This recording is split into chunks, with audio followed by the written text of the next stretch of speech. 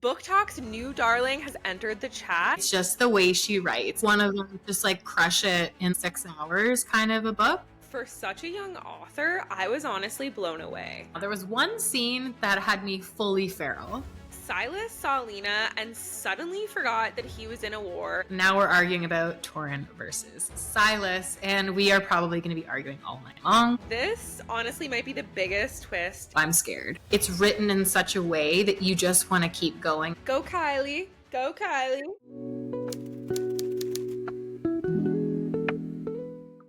BookTok's new darling has entered the chat, and she's bringing the drama. Welcome to Quick Lit, where hyped books climb our TBRs so fast, we drop everything to talk about them. In today's episode, we're talking about the first book in a new series, the first book ever written by this indie author, and it is gaining popularity so fast on BookTok, we had to give it a read. It's none other than book 1 of the Otacian Chronicles, Lies of Lena by Kylie Snow. But before we get into it, we would absolutely love if you would subscribe or follow us wherever you get your episodes so you don't miss a thing. Today's episode is going to start off spoiler-free for any listeners who haven't read the book yet and want to get our first impressions. Then we'll let you know before we head into our dish session that will absolutely not be spoiler-free. We are also so excited to be covering this book today because we got some incredible news this week. We have a book 3 title, everyone. The Secrets of Enid. I know what you're thinking. If you've read this book, who the fuck is Enid? I don't know. Who is Enid? And the answer is, Sarah, I honestly don't really know either. Ooh. Which is why this book title was such a shocker to me. I had to go back and search my Kindle. I'm not even kidding. Like, did you get any results? I got one result. There was a singular mention of the name Enid.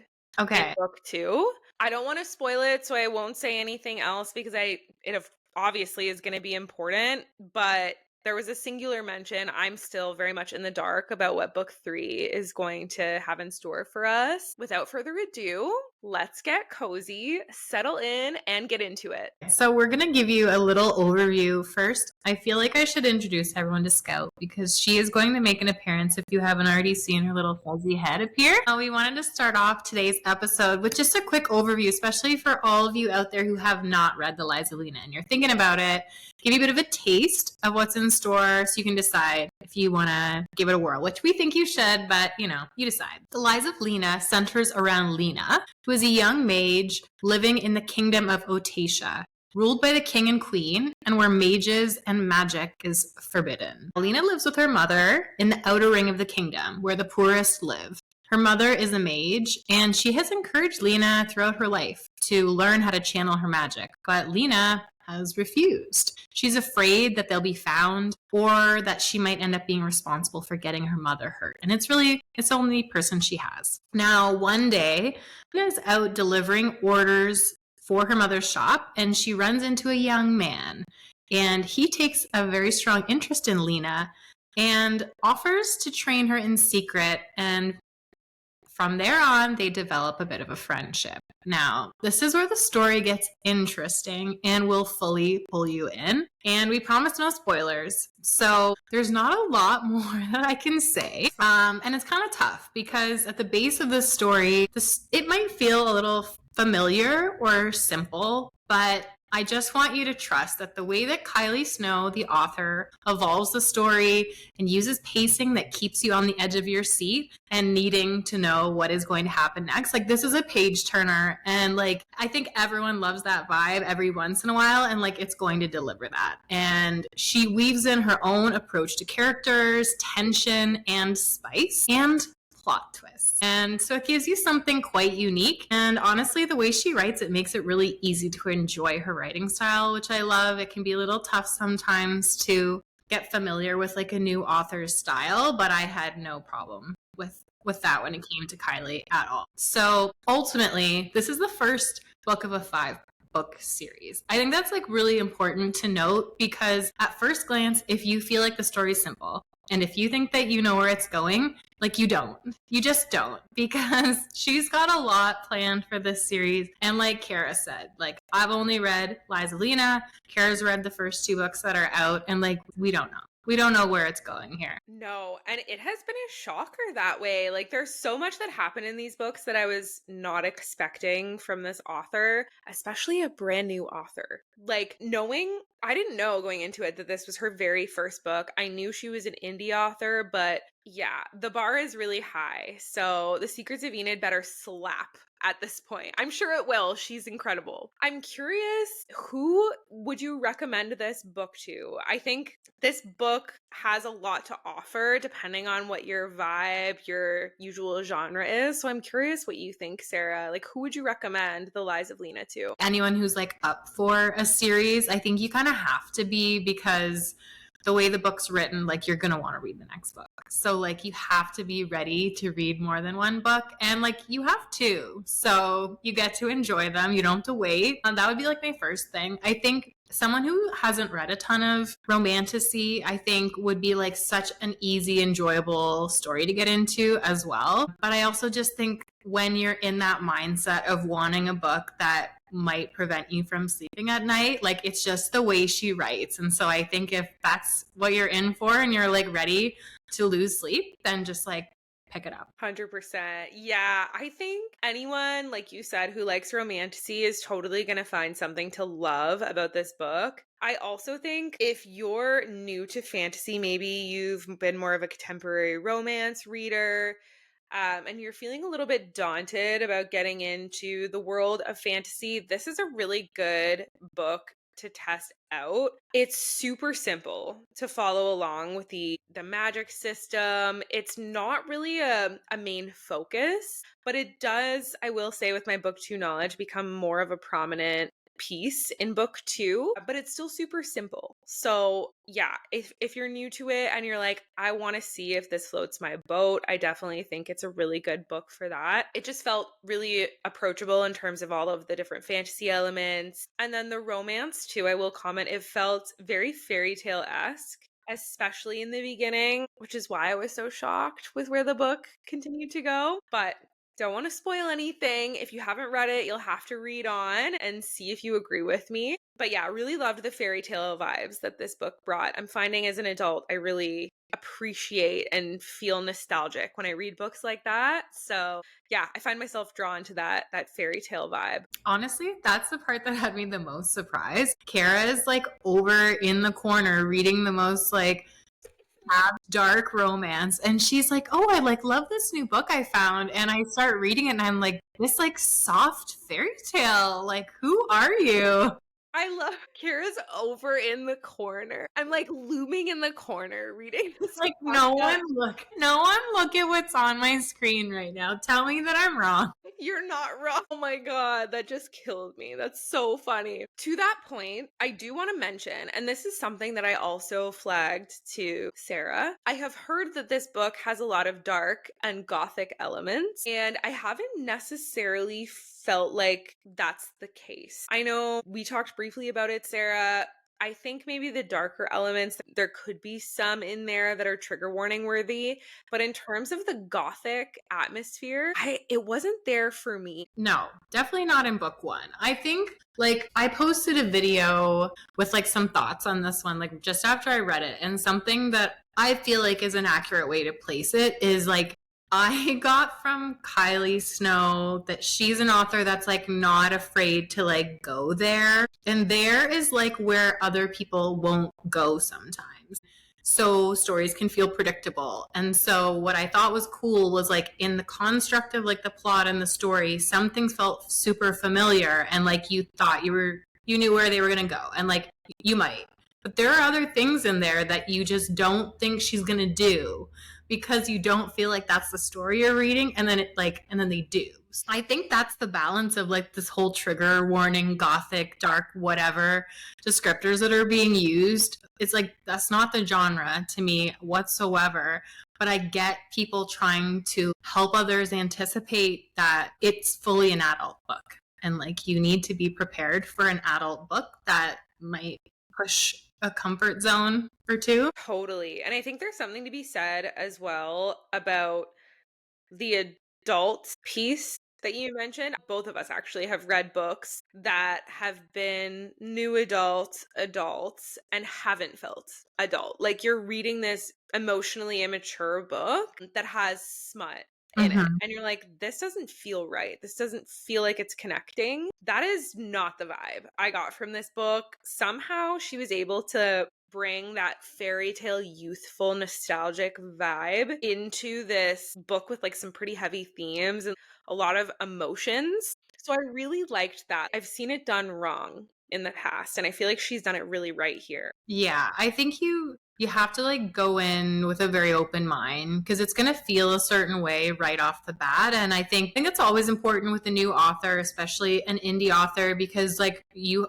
have no expectations, like you have no reference point. I think it's important to give people a chance to be who they're going to be as an author. And especially in this book, like if you make a judgment call 20% in, you're going to be wrong. And so there's like, you have to give it room to evolve. One thing that I wanted to say is like, you haven't read The Crimson Moth, and I have. The Crimson Moth is YA. And I actually just started Rebel Witch. And it's just funny. So that's the second book. It's a duology if you don't know it. And like I thought the first one was pretty good. The thing that I think is like the biggest parallel is the writing style is similar where it's like you just feel like you can't stop reading, and there are like 4-minute chapters, 5-minute chapters, 6-minute chapters, so it's like that, like opening a bag of chips, you're just like one more, more. And that felt familiar to the Lies of Lena and some of the elements of the story. And so I think if you like The Crimson Moth but you want something more adult, then like this would fully be a series for you, like having in mind that things are going to.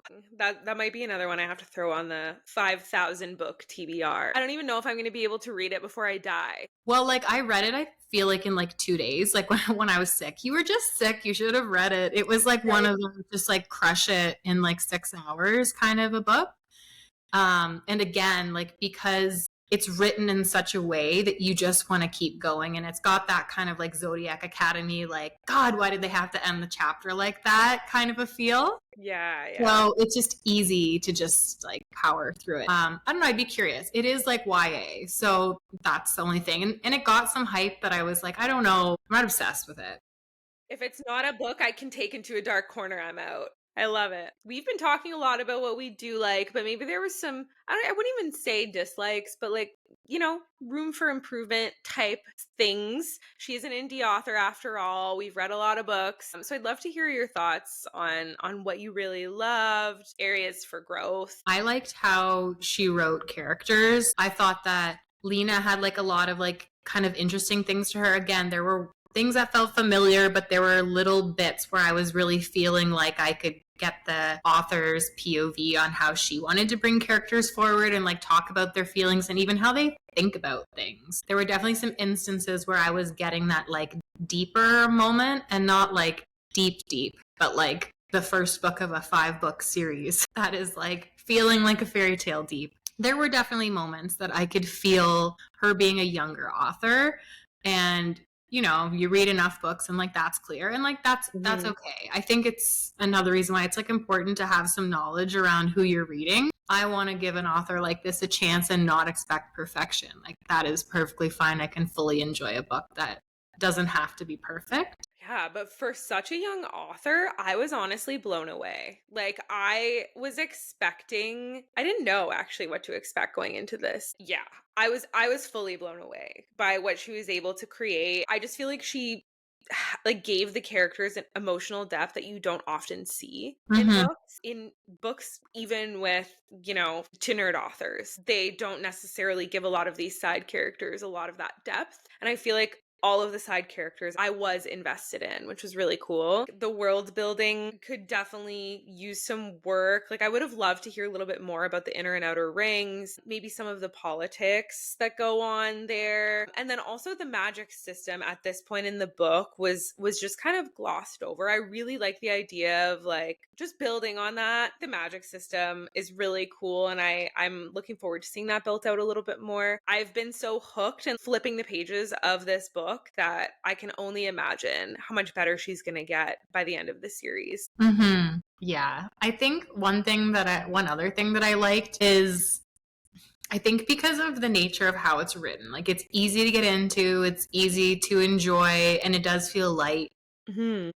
at least in the first part of it. And so if you're like me, I'm going through the book anticipating, I'm like, there's going to be a twist. And what's going to be the twist? And like, where is it going? And like, what does this mean? And like, why is this happening? And I'm trying to like break it all down. And so something that I think was really fun for me was that there were things that I was like, aha, I got that right. And then there was other stuff that I was like, huh, didn't see that one coming. So it's almost like Kylie knew my brain and was like, I'm gonna let you have that one, but I'm gonna get you over here. And like that was fun. Well, I hate when a book is too predictable and you're just kind of like, I already know what's going to happen. Like it just kind of loses its wow factor at that point. I feel like she's had like her own little take on a lot of the stuff that has happened in this book, and it's the exact same for book 2. There was a lot more theorizing potential in book 2, but I was still shook at some of the things that happened. So I'm scared. I'm not even gonna lie because I love a completed series and I have a feeling this is gonna be a toughie to like wait out. But book 3 comes out in September, so it's gonna be okay, right?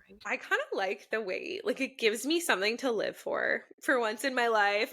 Oh my god, dark. I know. No, but for real, I love seeing like Kylie posted a little trailer type thing that was created for the Secrets of Enid, and I thought that was really cool. I just love the little breadcrumbs we're getting and the anticipation. So it'll make it that much more sweet when we finally get to book 3. That's true. And honestly, I think doing content on books, like it carves out so much more space in my brain for the book because we're really like looking at the details. And that's my main thing is like, you make me wait a year. Like, am I even going to really remember all this stuff and like connect the dots? And like, True. no one's fault. It's a very entitled problem to have. But like, that's the feeling, right? Is like, am I going to miss everything? And so I think it's so cool that we get to do this because I feel like we'll be so ready. Right? Just watch the podcast back. But now is the time that we are going to talk about all the spoilers. So if you haven't read Lena, my advice is that you dip out and you come back later after you've read it. We are going to dish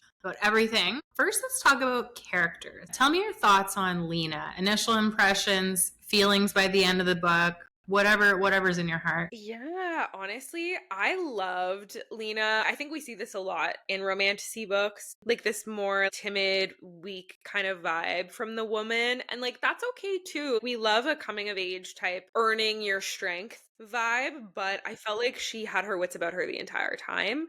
And I liked that because I think it's easy to get really pissed off when you read an FMC that's just making all the wrong decisions and doing things that it's like, come on, the facts are right in front of you. What are you doing? But I felt like she was making the right decisions and was really making that critical thinking a priority. So I liked that a lot about Lena. I also felt like I could kind of resonate with her, like the poor girl being ostracized when she was young. I think we can all resonate with feeling like we didn't fit in. And I thought that Kylie Snow really brought that to life nicely. Yeah, she's got a lot of relatable qualities. She's trying to protect her mom and like take care of her. And even like the magic thing, you're like, we know you're going to learn your magic. Like, give it up, you know? But like at the same time, you know that in her heart is this like deep seated fear. And she's making decisions based off of that. Like she has consistency, but she also has growth. And I really liked watching her evolve when, man, now I can't remember his name. The old guy. What's his name? Egon? Yeah, Egon. When he dies. And then like she's put in charge. And like you can feel the shift of her energy as she's feeling responsible for everyone, making choices. And I really liked seeing that because it made a lot of sense just with the way that people gravitate to her. And she's not confident, but you want to like be alongside her as she's feeling insecure and like coming into this new role. I do just want to like make an ode to all of the nuanced relationships too. In general, the relationships between all of them are so nuanced. There's so much gray. Mm-hmm. And that's another thing that I don't think we see a lot of. Like it's very much, well, like who's going to get the damsel in distress? Who's going to be the hero? Who's the villain? But you're almost like not sure who that's going to be. Yeah, you're right. You question people's motives because of the gray. Yeah. Like the point where Lena like chases after Silas, and then she gets like caught and she like rejects him and the queen takes Lena. And she's like, you know, he really loves you, right? I was like, whoa, I didn't expect that from her. Like, for her to be a Right. real human. I expected her to be like a cold, regal queen. I loved that part. And we got that throughout the whole series, I feel. I guess we're in spoiler land now, so we can say this. Silas had me fucked up. Like, he had me fucked up. I wasn't sure whether to love or hate him at this point. And I guess that's all I'll say. That's all I'll say. So that's the thing. So, like, in this book, I was kind of like, okay, obviously he's the prince. Come on. And, you know, it's like, is that all you're going to give me? Like, do you have anything for me here? And then when that came to light so early, I was like, interesting. There's got to be more to the story then, you know? And, like,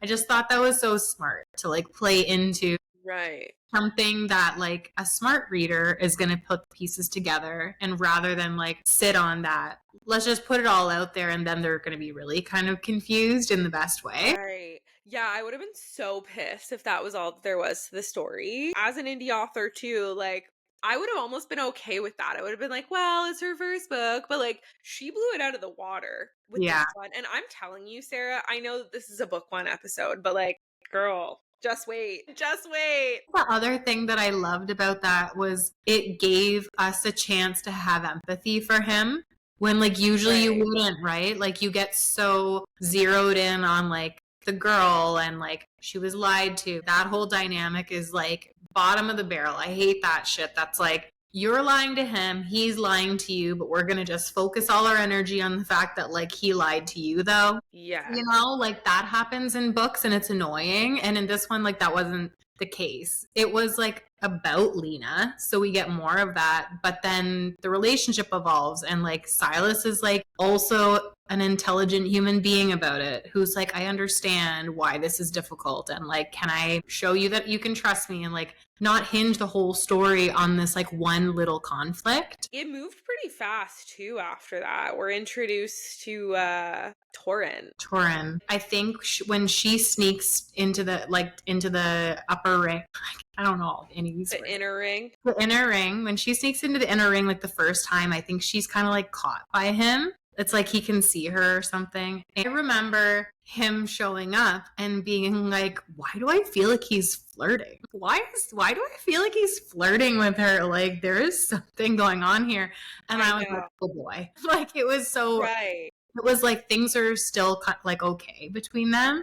Yeah. And then things go wild and you're like, what the fuck is going on? Oh my God, I love it. I love it. And like, I'll be honest, I'm definitely more of a like a monogamous kind of gal. Like, I'm like a one and done sort of girl when it comes to my books. But this had me on the edge of my seat, not gonna lie to you. Like, I loved the Torrin drama. It felt, again, it just like kind of felt authentic. Oh, you can't blame the guy for like being into her, and they have this shared bond and like they're talking to each other's minds. I get how there's this bond because they're mages. It's also true to life. It's like, life is not that simple. Sometimes feelings get messy and they get complicated, and like, you don't have to act on them, but like, stuff happens, you know? And it gets all that much more messier as we go. Like, I can only imagine what's gonna happen in the later books. I just have to say this. So the thing that happened at the end of book one that I'm like even just afraid to voice out loud, because it was like, holy, it's like in the back third of book one, she's down in the cell and like the guys come. Oh, and SA her? Yes. Yes, okay. And then he hears about it, and like the description of how he takes his revenge on those men was like, whoa. Yeah, I know what you mean. That was kind of a wild moment for me too, that I didn't see coming. I wasn't ready for that. I wasn't ready for that whatsoever. Nor was I. You read scenes in books where you're like, oh, something bad's gonna happen. On like, honestly, on both sides. On like Lena's experience, and then Silas like going after those guys was like, holy shit, I've learned something about this author in this moment. And I think that's kind of cool, is like, now I know what you're capable of, which is like, I don't know what you're capable of, but I know to be on the edge of my seat. Okay, so there's like this joke you made the other day about how I always think there's an affair in every story. Yeah. And like, there's gonna be an affair in this story, and I'm like, I'm very excited about it.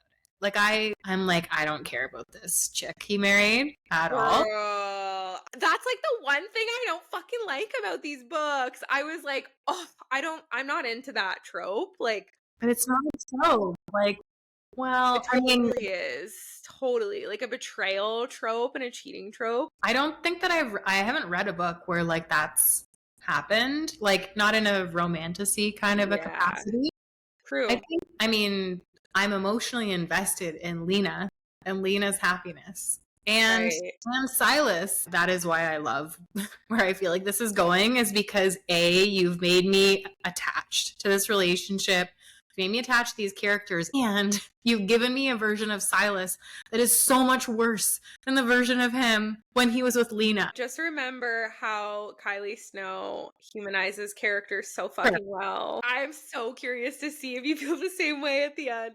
But you Mostly. probably will, because let me tell you, book two took me on a roller coaster. I was like half crying, like upset, couldn't sleep over this shit. I think I'm just like happy there's potential because like I think that is the thing to focus on. I think it would really upset me if the chaos hadn't happened, because I would be going into this story feeling like, oh, like you're just gonna drag me along with this like unrequited love thing Mhm. forever. Where like now I'm like, I don't know what's gonna happen. And maybe I think some things will happen, but like I don't know where they'll go. And like that's so much more fun. There is another character that I think we should talk about before we move on. I like Torrin. I'm a big Torrin fan. So am I. Torrin's my guy. And so is Roland. Honestly, fuck Silas. Like, I don't give a shit about Silas in this part of the book. I really liked Torrin and the little thing they had going on. I was feeling the weird vibes between Lena and Torrin. Like they go to the ball and they're like mind talking to each other. And I was like, girl, like you better be careful. Like you are flirting. And like, Well, that was already crossing the line for me. I was like, okay, you are Silas's girl. also Torrin is like in her mind. I'm not saying that she's innocent, but I'm just saying like, bro. Yeah, because she like looks at him and he reads her mind. Yeah. Yeah, I loved that part. That was so good. Silas, I personally didn't really care for that much. Like, I personally like Torrin more for Lena. It's not that I didn't understand the appeal, because I totally do, but I felt like he might have been like, what's the word I'm looking for? Like a swap out. Like he was Okay. like the first one, but then the plot was going to switch to Torrin. I wasn't very happy with Silas and his decisions. I had sympathy for him, but really I was hoping it was Torrin. Like I don't know. I personally picture myself as the FMCs in every single book. So it's like who I would pick. And I would pick Torrin. I liked him a lot. I liked their banter. I liked like the little tiny bit of the storyline that we got of him and like the mystery that was around his character. So I think that's why he grew on me a little bit more. He also just like seems like nice and like a quiet confidence kind of a guy. Totally. You know, where you're like he's super hot, but he doesn't even know he's a very attractive human being, you know? Right. In every way. Yes. Yeah. Whereas the prince kind of knows he's hot and you're just like, okay, whatever, I'm over you. Throwing money everywhere. Like I'm like, give Right. me a gorgeous dress, but like God, stop throwing all this money at me. I think when we saw elements of the queen, I was like, I get it more, because I think she is a character that I really hope we get a bigger reveal of like her background, and like I'm not buying the whole who killed the queen situation. Like I got my own theories on that. Thank you very much. So I'm hoping we get to the bottom of things, but when, I don't know. Yes, I love that. Okay, let's just skip past the king and talk about Roland. The king sucks at the end. At first I was like, who is this like dirty pervert? You know, like he couldn't have seemed less attractive in all ways. Well, his Like, name's Roland. Like, right. I don't love the name Roland. Like it's giving Schitt's Creek. Literally. The whole shower thing was like super cringe. That was strange and weird, but like, you know, she does make him grow on you, but Right. it's a tough one because you're like, I think like I do picture myself as the FMC, but then I also will associate especially male characters to people that I have known in my life. And so when I get a Roland character, I'm like the creepy weirdo dudes that are like, that show up in your life that somehow chip away slowly at your disgust factor. Yeah, and they like yeah. get in those crevices and you're like, no, like never could I let that happen. I wasn't feeling Roland at all at first. I was like, Okay, I'm sorry. Like with a name like Roland, I can't really get behind this. Like there's no fucking way. No one would look at their child, their beautiful child that they just birthed and be like, "Wow, he looks like a Roland." Like I don't think that happens very often. And if it does happen, those parents hate that child. But you know what's crazy? The main character in the Dark Tower series, which is a Stephen King series that I love, the main character is Roland, and he's a gunslinger. And like, I don't even think about Schitt's Creek because he's like such a clear identity to me and like so tied in with this world, and like his persona is so individual. This guy is not the same. Like he is like the grubby ass creepy weirdo that I'm like, why are you naked in the pond, Roland? Like, why'd you just come up on her while she's naked in the pond? Now you're in the pond? Like, piss off, you know? Like, Except he's like actually super hot and has abs. Have you seen the depictions, like the AI versions that she's put on her website? I don't know, but I do know that again, I was having that moment in like the pond or whatever it is where there is that shift, and you can feel it in Lena where she's like, ew, like get away from me. Definitely have a really bad habit of looking up fan art before a book is over and like ruining things for myself. So I did. I looked at her website just to see if she had any fan art, and Roland, I was taken aback. I know, but Kara, the thing is like I have known these men that you're the worst. Like in every single way, you're the worst. Everything that comes out of your mouth. And then they like compliment you, and they have like this way of looking at you that you're like interesting. You see me in a certain way, but you're still like, ew, no, like I am a smart person. And there's just something, they just chip away at you. And they can be attractive like in all other ways, but you're like, no. But even in this book, we get like the grubby, gross Roland right away. And then he slowly starts showing that he's like not a horrible human being. Right. Yeah. It's almost as if it's just like a facade or just like a first snap judgment. And then you start to see the real him come out. Yeah. We fucking love Roland in this book. And we love him even more as the story goes on. You're gonna storm this book after this. Like I know it's what you're reading tonight. Like you're being unkind. Like I put myself through torture waiting to get to this point, and every 3 seconds you're like, you just wait. It's like I'm fucking waiting. Like I have been waiting. Actually, I'm so excited for you. the last character that I just want to touch on is the mom.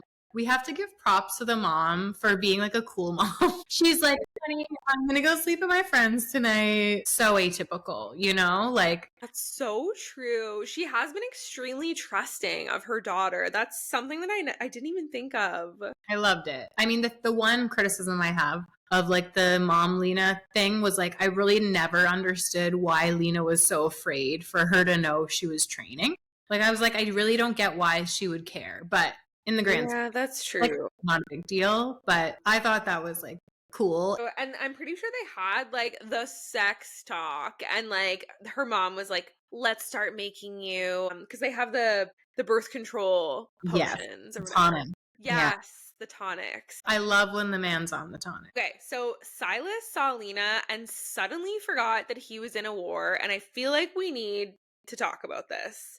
He was shocked, right? Like he was fully just shocked. Yeah, but he's been like beaten to a pulp and like inundated with all of these messages that mages are bad. And then Lena all of a sudden takes over. But I also think that like his mom didn't have the same beliefs. The queen didn't have these beliefs. And so it felt to me like that was the first kind of like shattering of the facade. And like she liked her, you know, like the queen liked her and was like, he really loves you. I feel you. After doing all those like horrendous things, I interpreted this whole thing as like what trauma can do to a person, right? Like just getting so beaten down and then feeling like you don't even know who you are anymore. So like you're just going to be the thing that you think this person expects you to be, which is his father. Is like it's all that he kind of has. And so I think in this moment it just kind of like shakes him into that. I felt like this was a tool that Kylie used throughout the book, is like Quill versus Silas. And the idea of Quill in Silas's head being this like honorable man with like good values and good character, and somebody who loved Lena and was so important to him. And then it was all ripped away. He wasn't that person anymore. And so this like idea of Quill kind of came back to his head, like the best of himself Yes.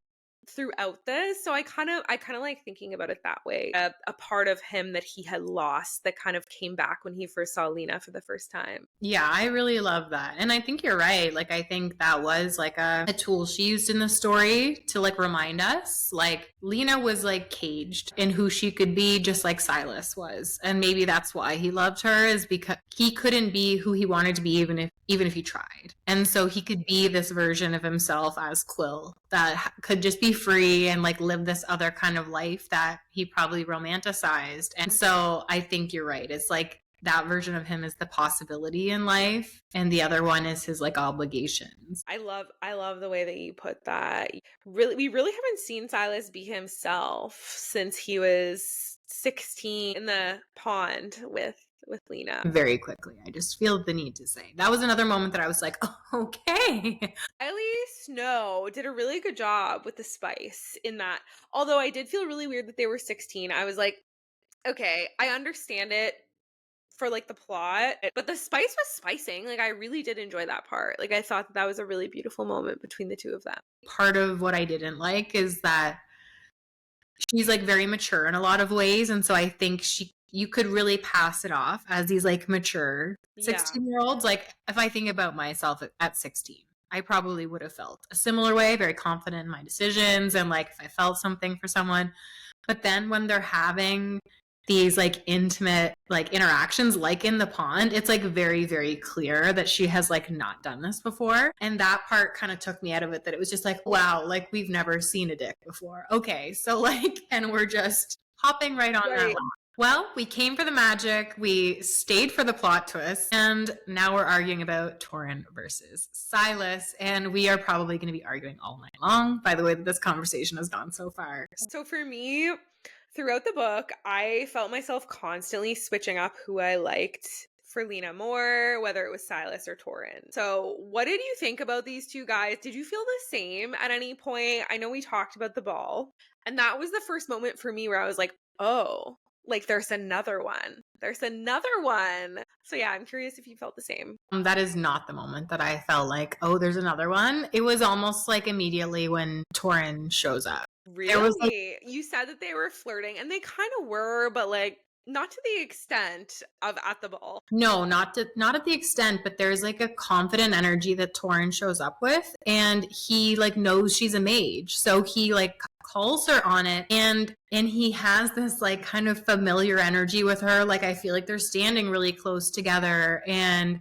he's kind of been like observing her, right? Like, he's been watching how they interact. So like, I was feeling that like Torrin's job is to be the spy slash bodyguard, and like, how convenient, you're really enjoying the show, you know? He has his own motives that are true, that are like, I've been told that like you're important, and the voice that she's getting in her head and all these things. So there's like some real authenticity, but ultimately I was feeling the tension. That's the best way to put it. I was feeling the tension from like almost immediately when he showed up. But did you like him? Did you like him right away? Were you like in this shit like Silas or Torrin? For me personally, like maybe, but for Lena, I felt the tension. So like that was appealing. Mhm.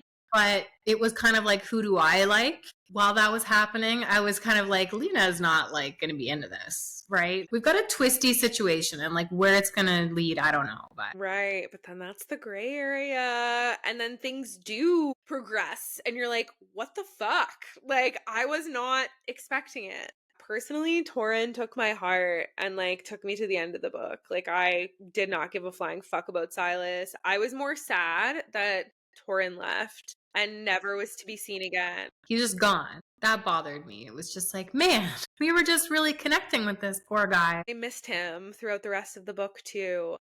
I am like a sucker for a mated trope. Like, as soon as someone says that like Silas and Lena are mates, I'm like, that's it, game over. Let's see where we go from here. If you're mates for life. I'm still Team Torrin. Yeah. I feel like I don't know him well enough to really have a clear decision. Roland is like in there in the mix, like doing all kinds of things. I'm like, respect that. Like Torrin's gone, else is married. So like shoot your shot, Roland. Yeah, and shoot his shot, he will. So, this honestly might be the biggest twist in this whole book. The voice in Lena's head. Who do we think this is? We know that it's Cayenne. That is what Torrin told her. I feel like every time she shows up, Lena asks one question and she vanishes. Who do you think this is? Where do you think this is leading? In the beginning of the story, I was like, it's the Queen. The Queen is a mage. I do think the Queen was a mage. That is my theory, is that Queen was a mage and the king killed her. That is my basic bitch book one theory. I thought that it was the Queen, and the way she was like coming in and like looking at the shops and like playing around, and I thought she was like messing with her head. But she did give off like witchy vibes. Yeah, I love that. Yeah, I was like really sad when the Queen died. Like I really thought that woman was gonna turn this story in a direction I was excited about. The Queen was awesome. I was really pleasantly surprised that she was really sweet with Lena and just open-minded. I think like, and even just the way that she went to the outer ring and stuff and like did that parade, I thought that that was kind of telling of the character that she was. I think there's just like too much that we don't know. There was a lot of like, there's so much like, it's not like a prophecy, but there were a lot of mysterious mage moments, we'll call it. Like with that Igor guy being like, well, you're really important, or Silas is really important. And these just like one-liners that are like, but what do you mean? There was just like so much of that in this book that I genuinely have no freaking clue who that chick is. Well, there was a little bit of prophecy. If you remember the Laroon crest. Okay. There was the owl on the crest. I think it was a pelican or a seagull and a phoenix. Right. And Egon, when he passes, gives his compass to Lena. Yeah. And it has, I forget which one it has on it. I think it's the pelican. Like, truthfully, a pelican is not getting me excited. The crest. Yeah. Sent off alarm bells of like prophecy in book one. Like it's still so early. We just learn of it and we just see the compass from Egon when he passes away. He tells her she's important. You get this feeling that there is like a prophecy and there's more. We just don't quite like get it.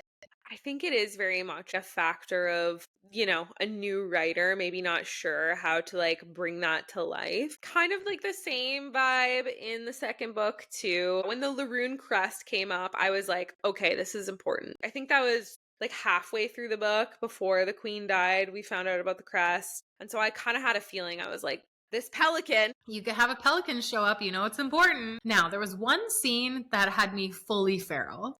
But before I dive in, I need to know, are there any scenes that stood out to you as your favorite? I already mentioned it, but the lake scene with Lena and Silas, I really, really liked. Like, I thought that that was just like a tastefully well done scene. And also the scene with Torrin and Lena dancing at the ball, I really liked. Because that was the moment for me, I was like, he's a very real contender for our second MMC. And like I said, I wasn't expecting that throughout this book. I really thought it was just going to be one guy. I'm like, oh my God, we're left guessing at this point. Like it may actually be Torrin and not Silas. I liked the little festival that Lena and Silas go to.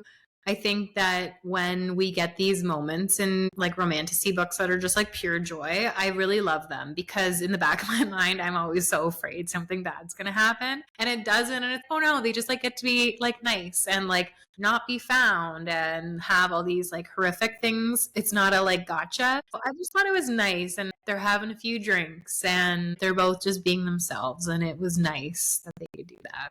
I also like the cozy moments in books, especially in fantasy books. I'm kind of a sucker for anytime they go into like a dive bar, like a tavern, and there's like old drunkards with their ale whispering in the corners with like big long white beards. And then I don't know, like the hostess is like, hello traveler, come sit down, I've made some stew. Like, you know, those cozy moments, I'm obsessed with that because you're right, like you don't really get a reprieve in a lot of books from all the action.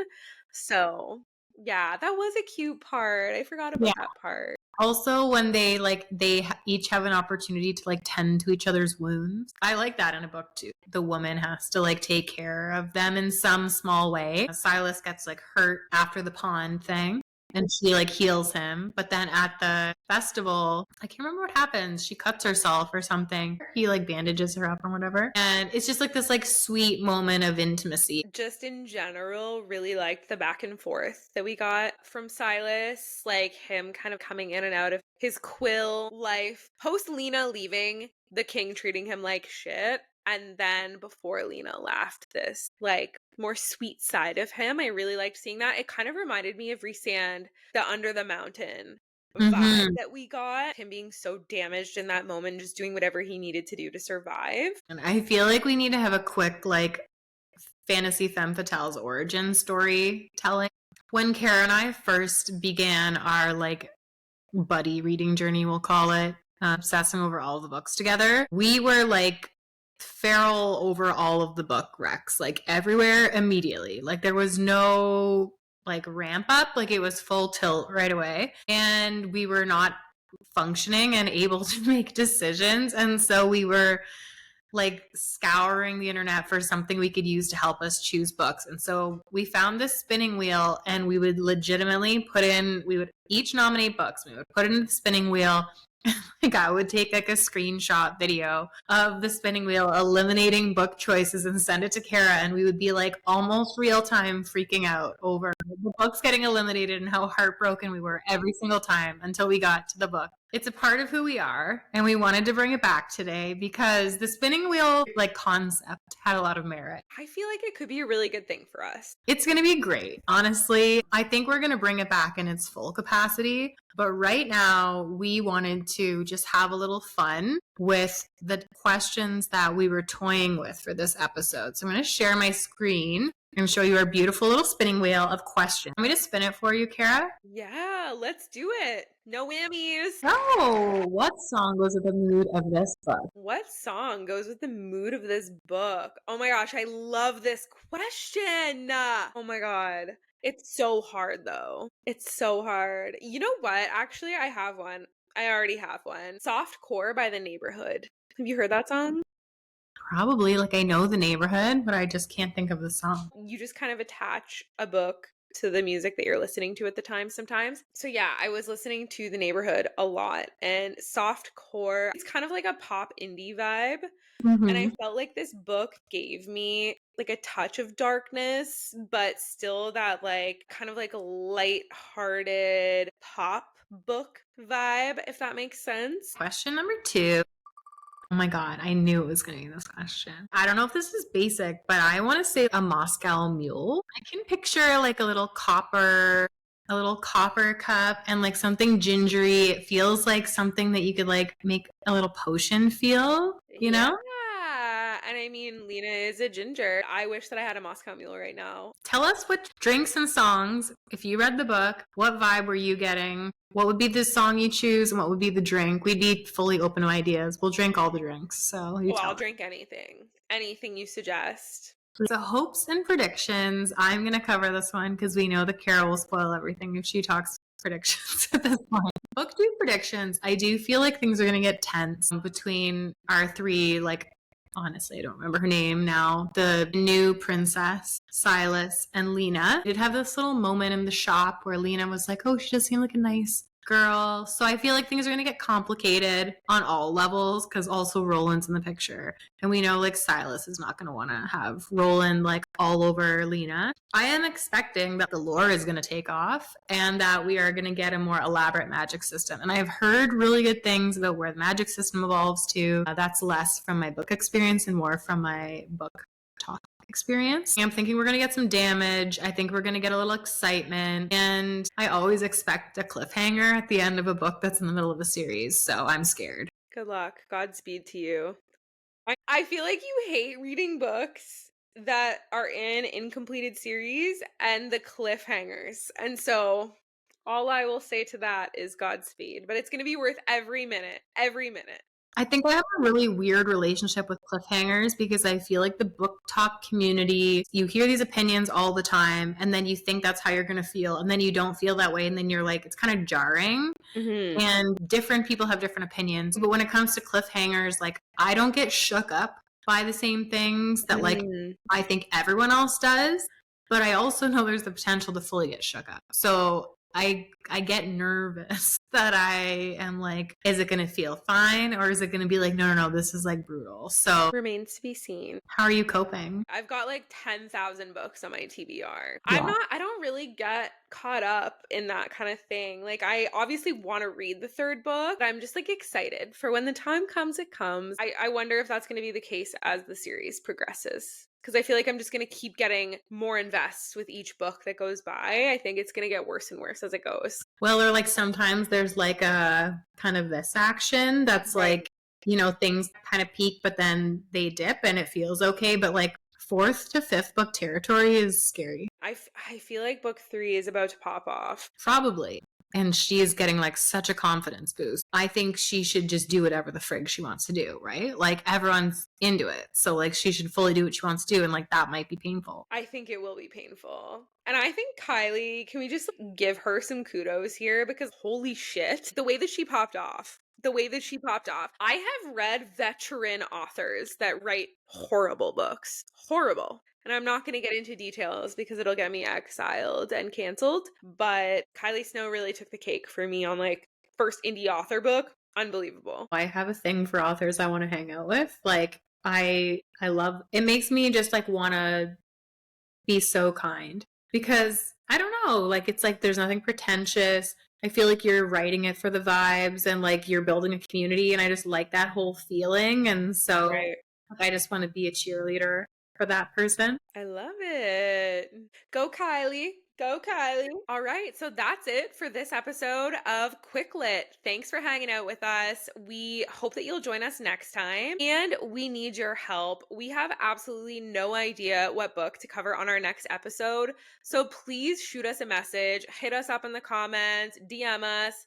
Tell us what is super hyped and irresistible right now, hot take worthy, books that we need to dish about next. We are counting on you. Please don't let us down. We seriously need your help on this one. Send us your ideas at fantasyfemmefatales.pod@gmail.com. Until then, we are Fantasy Femme Fatales, and we'll see you next time.